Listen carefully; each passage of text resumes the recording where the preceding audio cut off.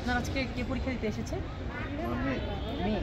তো যেটা বলতে চাচ্ছিলাম, যেহেতু এবারের হোস্ট হচ্ছে মাওলানা ভাসানী বিজ্ঞান ও প্রযুক্তি বিশ্ববিদ্যালয় গুচ্ছ পরীক্ষায়, তো আপনাদের কোন ধরনের অসুবিধা ফেস করেছেন কিনা আজকে আসা নিয়ে?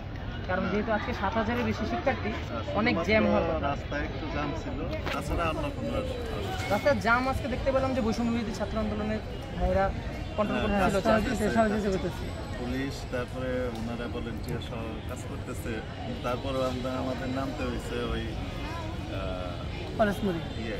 কাকমারি কলেজের। এছাড়া এমনিতে এই যে বসা নিয়ে কোনো ধরনের সিকিউরিটি সমস্যা না না, এমনি ভালো আছে। ভালো ছিল। আর বসার ব্যবস্থা নিয়ে আপনাদের কোনো সাজেশন ছিল এমন কিছু? যে সাজেশন আসলে কি, এখানে পর্যাপ্ত চেয়ার দেওয়া আছে, কিন্তু আসলে এই ধরনের পরীক্ষায় যতই করা হোক মানে শর্ট করবেই। না, প্রশাসনের পক্ষ থেকেও অনেক সুবিধা দেওয়া আছে, প্লাস বৈষম্য বিরোধী ছাত্র শিবির বা বিভিন্ন সংগঠন যারা আছে সবাই এখানে সবাই বসার কাজ ব্যবস্থা করতেছে। করেছে।